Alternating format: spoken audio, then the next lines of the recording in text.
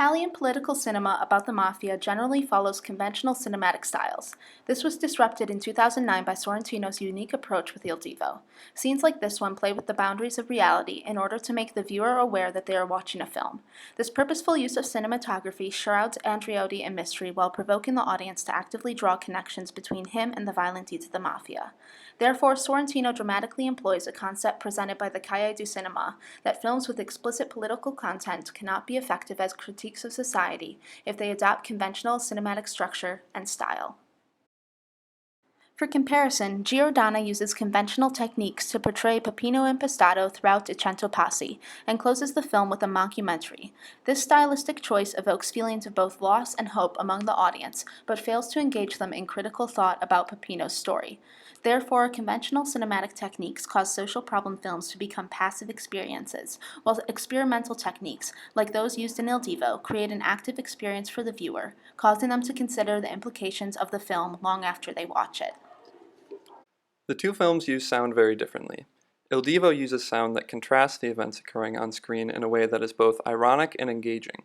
For example, in the scene where Andreotti meets with Toto Rina, the drone of a fan creates suspense from an otherwise tame situation.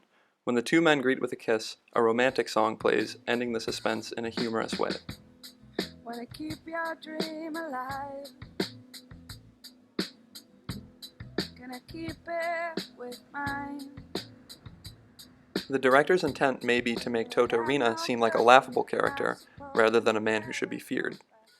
Conversely, I Cento Passi uses sound that complements what is going on screen to create a realistic atmosphere, and much of the sound comes from dialogue. Even the non-diegetic sound is related to the plot of the movie because it uses American music from the 1960s to imply the influence of the hippie movement on Peppino. In Il Divo's intro scene, a series of murders allegedly connected with Andreotti is shown, but some fun and bouncy music plays in the background. Suddenly, the music drops out and only the bass drum continues, which is very unexpected and effectively creates suspense.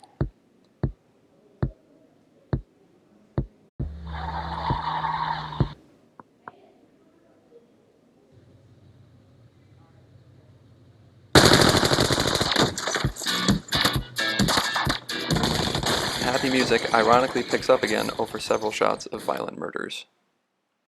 Much of the cinematography in Il Divo is unusual. Sorrentino opens the movie credits with non-traditional camera angles and movements. The men being murdered appear in odd positions, the camera showing them and their titles upside down or backwards. Through scenes like this, Andreotti becomes almost second to the cinematic style of the movie. Odd camera angles persist when the shark exits his car and we see him from a very low angle, and when we see powerful men viewed from above, having their power be visually reduced by an audience looking down on them. Close-ups of faces are featured throughout the film. In this scene, we get a combination of strange camera angles and close-ups when the audience is so close that they see through Andreotti's glasses, just as he would be seeing the events unfold. This trend of extreme close-ups permeates the entire film, as seen in these clips, making the viewer feel as if they are invading personal space.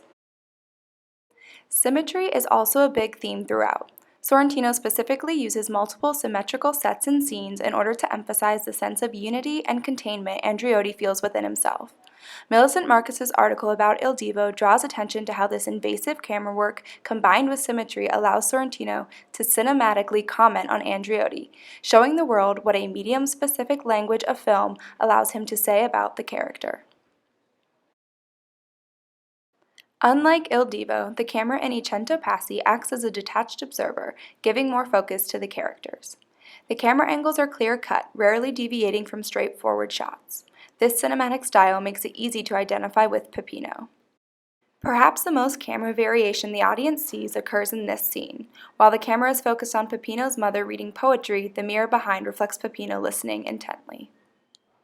One final thing to touch on is the way in which the two lead actors portray the role of Peppino Impastato and Giulio Andreotti. There is much irony in these portrayals because despite Andreotti having much more power, it is Peppino who connects with the audience. Here we see Peppino whose face fills the whole screen. His presence is larger than life, he is filled with emotion as he passionately screams into the mic, and the strain can be seen in his face. This is a stark contrast from Andreotti, who despite being a character of immense power and importance, is very reserved. He takes small shuffling steps and remains hunched with his arms to his sides and his hands gripping each other in front of him. He wears a blank expression most of the time and is a small man dwarfed by his surroundings.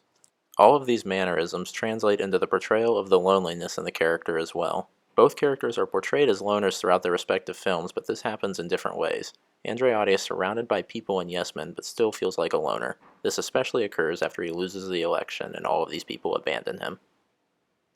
Once again, this is a polar opposite from the portrayal of Peppino. During his life, Peppino is only truly close with his mother, the only person he loves, and it would seem the only person who loves him. This turns out to be untrue, however, because despite Peppino not having much power and being seemingly isolated, he carries himself with charisma, which helps him connect to the people who we see here filling the streets upon his death. Wanna keep your dream alive. Gonna keep it with mine. But I'm no good for you, I suppose, when you get a cold like you.